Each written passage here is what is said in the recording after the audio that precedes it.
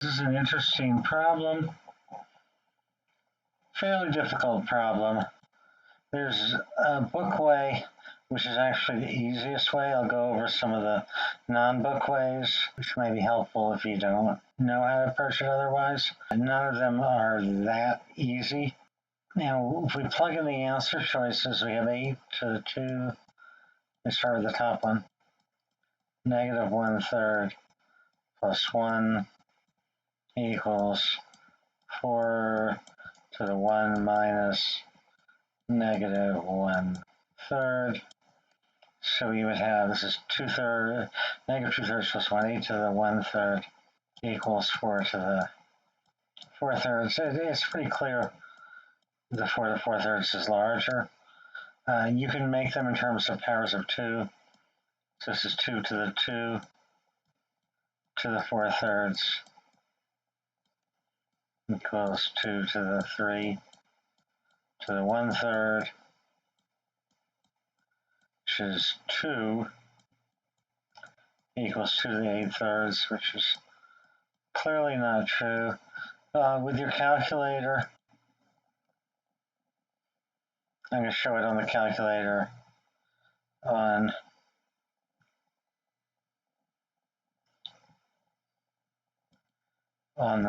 the screen. You'd use your calculator, actual calculator, taking the exam.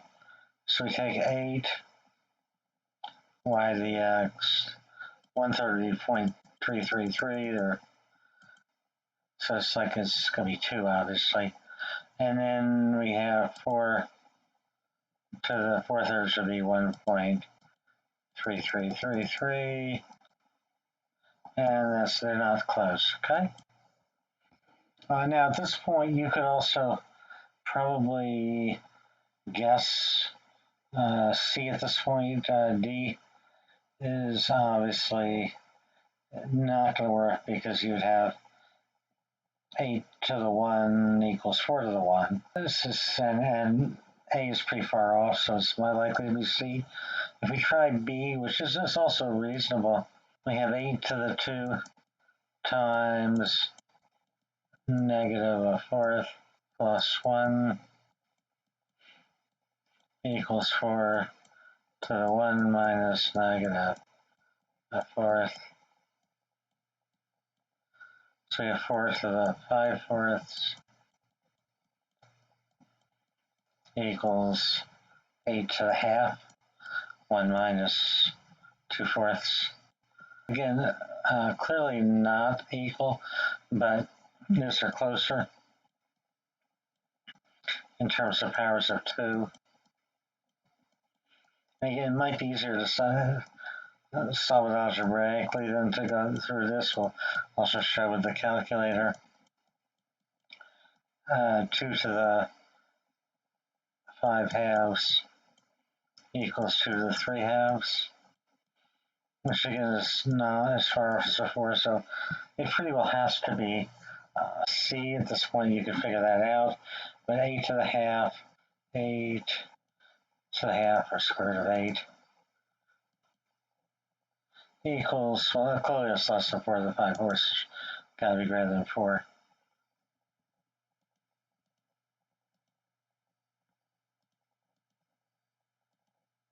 These are clearly not equal, not that close.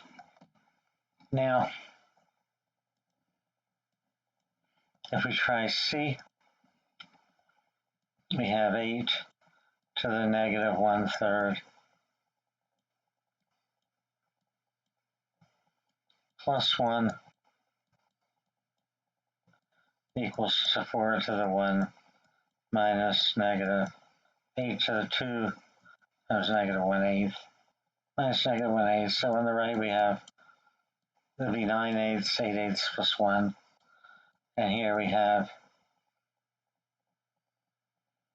1 minus 1/4, 8 to the 3/4. Now again, if we do it as powers of 2, we have 2 to the 3rd to the 3/4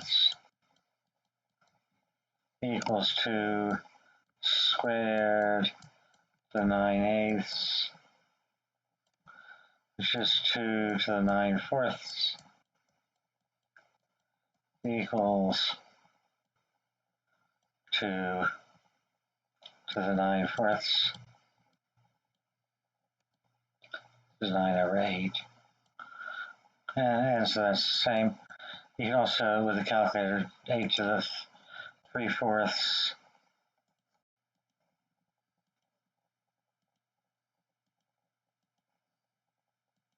I guess 4.75 something. And we had 4 to the 9/8 should be this.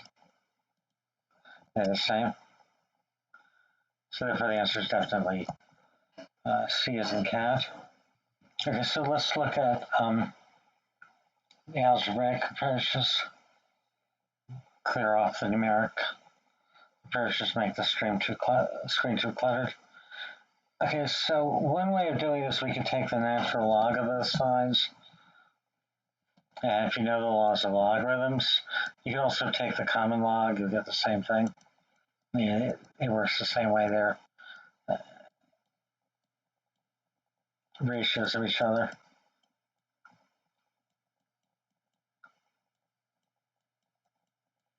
This is an interesting approach. They're all interesting approaches. Again, the way they teach it to you, should have taught it to you in school, is the best one.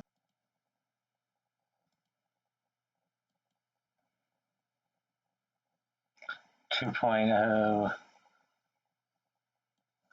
2.080.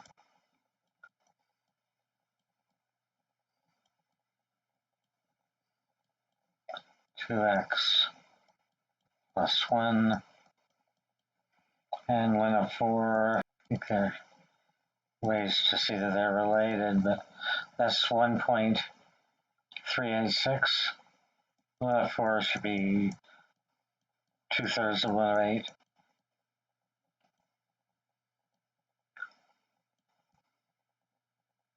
Totally go to y. So then we distribute and we get 4.16 plus x plus 2.08. Yeah, I guess just treat this as 1.39. I think we'll be plenty close enough to tell the correct answer. And that's going to equal 1.39 minus 1.39x.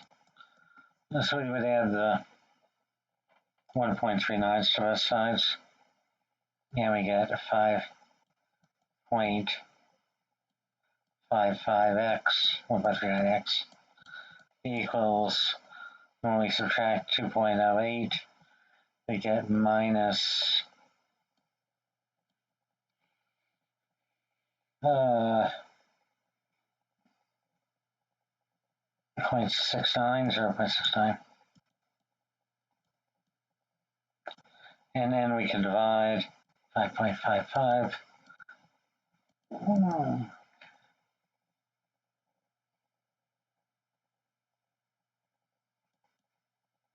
That's 0.124 is negative because this is negative, so negative 1.24. Clearly close to negative 1/8. Now the book method is probably the easiest approach. You would take 2 to the 3rd to the 2x plus 1 equals 4 is 2 squared to the 1 minus x. And this is 2 to the 6x plus 3 equals 2 to the 2 minus 2x.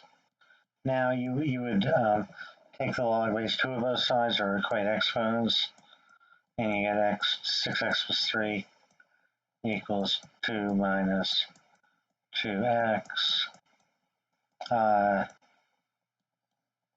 8x equals negative 1, x equals negative 1/8. Just the answer. C as in cat. Okay, so it's a complicated problem. Different ways of doing it. It takes a while going over all of them. Obviously, you don't want to do all of them when you're taking the test, but it's a good idea to know how to do all of them now beforehand.